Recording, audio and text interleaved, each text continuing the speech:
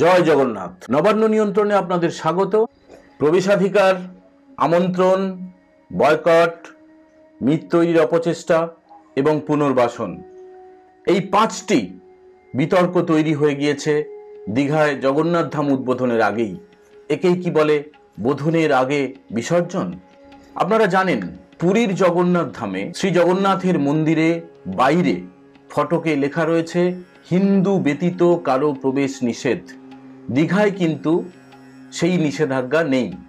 আগামী 30শে এপ্রিল শুভ অক্ষয় তৃতীয়া তিথিতে মন্দিরের দ্বারোদ্ঘাটন করবেন মুখ্যমন্ত্রী মমতা বন্দ্যোপাধ্যায়। ইতিমধ্যে বিশিষ্টদের কাছে আমন্ত্রণ পত্র চলে গিয়েছে। সেই আমন্ত্রণ পত্রে নাম রয়েছে হিডকোর ভাইস চেয়ারম্যান এইচ.কে দ্বিবেদীর। কেন ভাইস চেয়ারম্যান আমন্ত্রণ করছেন তা নিয়ে জটিলতা তৈরি হয়েছে, বিতর্ক তৈরি হয়েছে। কেন হিডকোর চেয়ারম্যান জনাব ববি হাকিমের নাম নেই, জনাব ফিরহাদ হাকিমের নাম কেন নেই, তা নিয়ে ইতিমধ্যে প্রশ্ন উঠে গিয়েছে। ঠিক যেখানে দীঘায় জগন্নাথের মন্দির তৈরি করা হয়েছে, সেখানে কয়েকশো মানুষ থাকতেন। কেউ দোকান করে বসেছিলেন, কেউ অস্থায়ী আবাস তৈরি করেছিলেন। তাদেরকে উচ্ছেদ করা হয়। তাদেরকে বলা হয়েছিল যে তাদেরকে পুনর্বাসন করা হবে, তাদেরকে আর্থিক সাহায্য করা হবে, কিন্তু এখনো একজনও পুনর্বাসন পাননি। ইতিমধ্যেই কিন্তু বয়কট করার কথা ঘোষণা করেছেন সনাতন সমাজের একটি বড় অংশ। তারা দীঘার মন্দিরে উদ্বোধনে যোগ না দিয়ে আলাদা করে তারা অনুষ্ঠান করবেন কাঁথিতে। কাঁথিতে রেলওয়ে স্টেশনের পাশে একটি অনুষ্ঠান করার আয়োজন চলছে। সবচেয়ে বড় বিতর্ক হচ্ছে একটি মিথ তৈরির অপচেষ্টা করা হয়েছে। একটি কাঠের জগন্নাথের মূর্তিকে সামনে এনে ঘোষণা করা হয়েছে বা বোঝানোর চেষ্টা করা হয়েছে সেই মূর্তিটি সমুদ্রে ভেসে পুরীর দিক থেকে দীঘায় এসেছে, যা সর্বৈব মিথ্যা।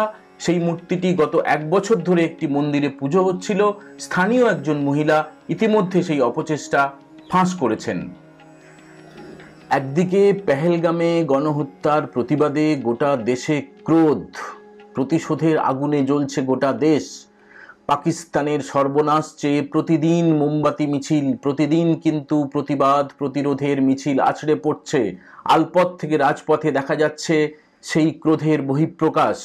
কন্যাকুমারী থেকে কার্গিল পর্যন্ত গোটা ভারত এক হয়ে গিয়েছে এবং এই আবহে দীঘায় জগন্নাথের মন্দির সাড়ম্বরে উদ্বোধন নিয়েও কিন্তু একটা বিতর্ক তৈরি হয়েছে। দীঘার জগন্নাথ সাংস্কৃতিক কেন্দ্র উদ্বোধনে মুখ্যমন্ত্রী যাচ্ছেন, এটা ঠিকই, কিন্তু এর বাইরে রাজ্যের বিরোধী দলনেতা এই অনুষ্ঠানকে বয়কট করেছেন। রাজ্যপাল যাচ্ছেন না। তৃণমূলের সর্বভারতীয় সাধারণ সম্পাদক তথা সাংসদ অভিষেক বন্দ্যোপাধ্যায়ও যাচ্ছেন না বলে জানা গিয়েছে। কেন এত মানুষ যাচ্ছেন না, কেন মানুষ বয়কট করছেন, কেন মানুষ ক্ষোভ প্রকাশ করছেন, এই প্রশ্নের উত্তর কিন্তু মেলেনি। পুরীর জগন্নাথ মন্দিরে শুধুমাত্র হিন্দুদের প্রবেশাধিকার থাকলেও দীঘার মন্দিরে কিন্তু সবার অবাধ প্রবেশ। সেখানে মুসলিম, খ্রিস্টান, জৈন, পারসিক, বৌদ্ধ সবাই সেখানে প্রবেশ করতে পারবেন এবং শুধুমাত্র জগন্নাথ দর্শন নয়, তারা পুজোও দিতে পারবেন। এখনো পর্যন্ত দীঘা জগন্নাথ ধাম কর্তৃপক্ষের তরফে বা রাজ্য সরকারের তরফে বা ইসকনের তরফে কোনো রকমের কোনো নিষেধাজ্ঞা জারি হয়নি। যারা বয়কট করেছেন প্রায় লক্ষাধিক সনাতনী সমাজের প্রতিনিধি, যারা অক্ষয় তৃতীয়ায় মহাযজ্ঞের আয়োজন করেছেন, তাদেরকে কি রাজ্য সরকার বুঝিয়ে মন্দির উদ্বোধনে নিয়ে যেতে পারবে?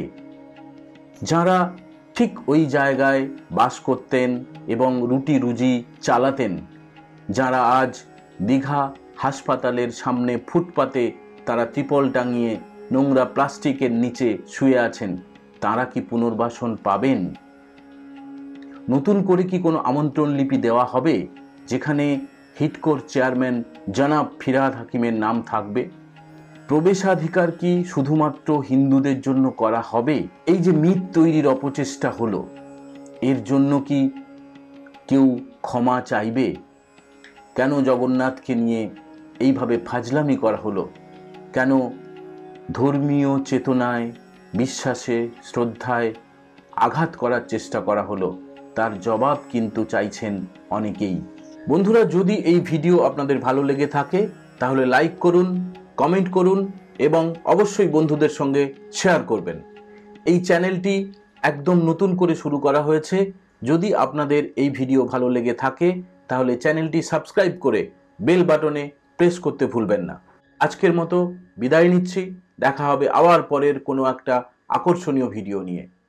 জয় জগন্নাথ।